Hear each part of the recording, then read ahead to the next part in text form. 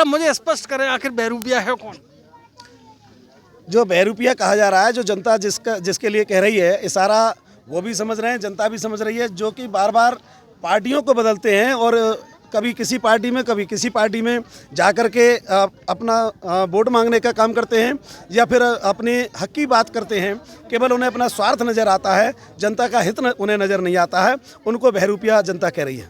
नमस्कार दोस्तों, मैं हूं टप्पल क्षेत्र के गांव हैदलपुर में और बसपा के प्रत्याशी से आज लंबे दिनों बाद मुलाकात हुई है। काफ़ी दिनों बाद मुलाकात हुई है। आइए बात करते हैं डॉक्टर साहब से, जो बसपा के खैर उपचुनाव के प्रत्याशी हैं। डॉक्टर साहब, पहले अपना नाम बताएं पूरा, कई सवाल पूछने हैं आपसे। मेरा नाम डॉक्टर पहल सिंह, मेडिकल ऑफिसर। डॉक्टर साहब, आपका नाम है डॉक्टर पहल सिंह, स्वास्थ्य सेवा में लंबे समय तक रहे हैं। सवाल मेरा ये है कि अगर सर्व समाज का वोट आपको दिया जाए तो आप में ऐसी क्या खूबी है जो आपको वोट दिया जाए, थोड़ा सा बताएं। देखिए, हमारी बहुजन समाज पार्टी सर्वजन हिताय सर्वजन सुखाय के सिद्धांत पर कार्य करती है।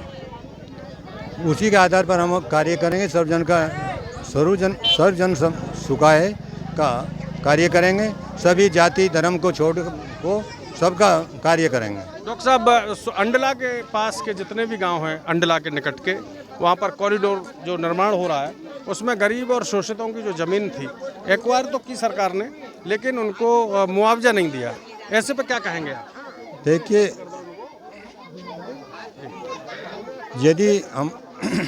यदि हमारी सरकार या मैं आता हूँ तो उसमें अंडला के निकट के बहुत से ऐसे गांव हैं जो सरकार ने भूमि अधिग्रहण तो किया, लेकिन दलित और शोषित लोगों को जो पट्टे की ज़मीन थी, पट्टा कहकर उन्हें मुआवजा नहीं दिया। क्या कहना चाहते हैं इस पर? इस संबंध में हमारा बहुजन समाज पार्टी का यही कहना है कि सरकार इस तरह का बहुत गलत कार्य कर रही है। जैसे कि लोगों को पुराने पट्टे मिले हुए हैं जो 70 और 80 के दशक के हैं, या फिर माननीय बहन जी के माध्यम से मिले हुए हैं, जिनको मालिकाना हक बहुजन समाज पार्टी की सरकार में माननीय बहन कुमारी मायावती जी ने दिया था। लेकिन वर्तमान सरकार उनके जो ज़मीन मिली हुई है, पट्टे मिले हुए हैं, उनको छीनने का काम कर रही है। उनको यूनिवर्सिटी के नाम पर छीना है, उनको डिफेंस कॉरिडोर के नाम पर छीना है, जो कि बहुत गलत है। बहुजन समाज पार्टी इस फैसले के खिलाफ है और पूरी आवाज़ बुलंद करने का काम इसके खिलाफ कर रही है। सूरज सिंह जी, आप शिक्षक हैं और शिक्षा के लिए बेहतर काम कर रहे हैं। वहीं पर डॉक्टर पहल सिंह जी हैं, तो एक और डॉक्टर हेमंत जी भी हैं और यहाँ पर वृद्ध किसान भी हैं। सभी लोग यहाँ पर मौजूद हैं।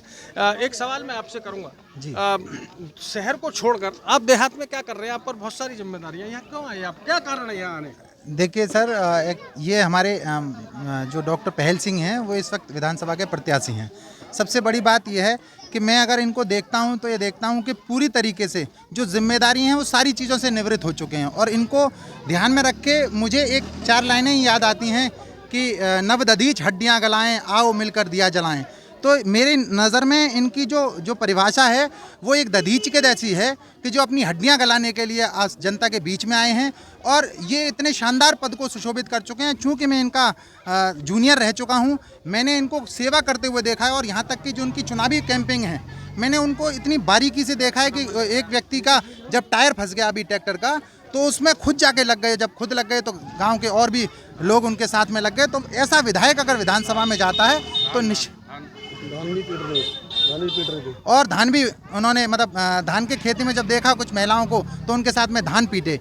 कहने का मतलब ये नहीं, ये प्रतीकात्मक है, लेकिन ऐसा मन किसी व्यक्ति का हो सकता है, ये मैं सुनकर वाकई अचंभित हूँ। और मैं ये जिम्मेदारी से मानता हूँ कि किस तरीके से ये जीतें। और मैं तो जो पढ़े लिखे युवा नौजवान हैं, देखिए अब्राहम लिंकन ने कहा था कि जनता जैसी होती है वैसा नेता अपना चुनती है।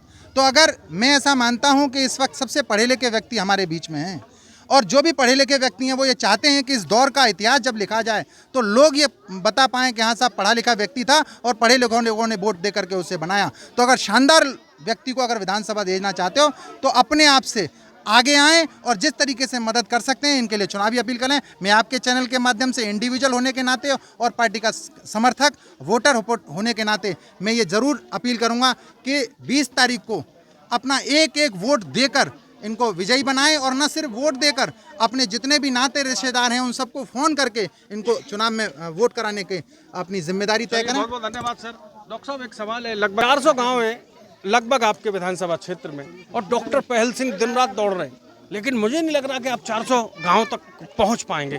क्या करेंगे ऐसे में, क्या जुगत लगा रहे? देखिए, ऐसे में मैं मान्यवर काशीराम जी ने कहा था कि दूर दराज में यदि हाथी निशान और झंडा यदि पहुंच जाता है तो ये समझ लीजिए कि वहाँ पर मान्यवर काशीराम पहुंच गया और हाथी निशान पहुंच गया और बहुजन समाज पार्टी का कार्यकर्ता पहुंच गया है। सूरज सिंह जी, आप कई मंडलों को देख रहे हैं, क्या लग रहा है इस लड़ाई में आप कौन से स्थान पर? ये खैर विधानसभा के उपचुनाव में सीधे सीधे स्पष्ट है कि बहुजन समाज पार्टी भारी मतों से जीतने जा रही है और सीधे सीधे लड़ाई बीजेपी से है। और पहले भी हमेशा बहुजन समाज पार्टी और भारतीय जनता पार्टी की लड़ाई रही है और इस बार चूँकि जनता का जो मन है वो भारतीय जनता पार्टी को हराने का है और बहुजन समाज पार्टी को जिताने का है। हर समाज के लोग सर्वजन हिताय सर्वजन सुखाय के आधार पर बहुजन समाज पार्टी का समर्थन कर रहे हैं। डॉक्टर साहब, मैं गांव-गांव घूम रहा हूं, वहां पर सुनने में आ रहा है बहरूपिया, ना जाने कौन है बहरूपिया, क्या कारण है, क्या राज है जो बहरूपिया लेके संबोधित कर रहे हो? कौन है वो बहरूपिया? आपकी तो बड़ी दूरदृष्टि है राजनीति में, आप तो उड़ते पंछियों के पर गिनकर बता सकते हैं। जरा मुझे स्पष्ट करें, आखिर बहरूपिया है कौन? जो बहरूपिया कहा जा रहा है, जो जनता जिसके लिए कह रही है, इशारा वो भी समझ रहे हैं, जनता भी समझ रही है, जो कि बार बार पार्टियों को बदलते हैं और कभी किसी पार्टी में कभी किसी पार्टी में जाकर के अपना वोट मांगने का काम करते हैं या फिर अपने हक की बात करते हैं। केवल उन्हें अपना स्वार्थ नज़र आता है, जनता का हित उन्हें नज़र नहीं आता है। उनको बहरूपिया जनता कह रही है। तो एक लेखक की 2 पंक्ति याद आ रही है मुझे, हर दिल जो प्यार करेगा वो गाना गाएगा, दीवाना सैकड़ों में पहचाना जाएगा। यानी बहरूपिया को लोग पहचानेंगे। मैं हूं मनोज अलीगढ़, सभी वृद्ध लोग खड़े हुए हैं, आइए इनसे भी मन जानते। चाचा, वोट डालेंगे? हाँ जी, इस बार डालेंगे वोट? इस बार हाथी पे घेरेंगे। हाथी पे चौं डालोगे साहब? बीएसपी को देंगे क्यों देंगे साहब बीएसपी को? वो हमारी पार्टी है। हमारी पार्टी है। हाँ जी, बीएसपी को बीएसपी। मेरे वीडियो को देखते रहे, साझा करते रहे और मुझे सपोर्ट करते रहे। बहुत बहुत धन्यवाद। जय हिंद।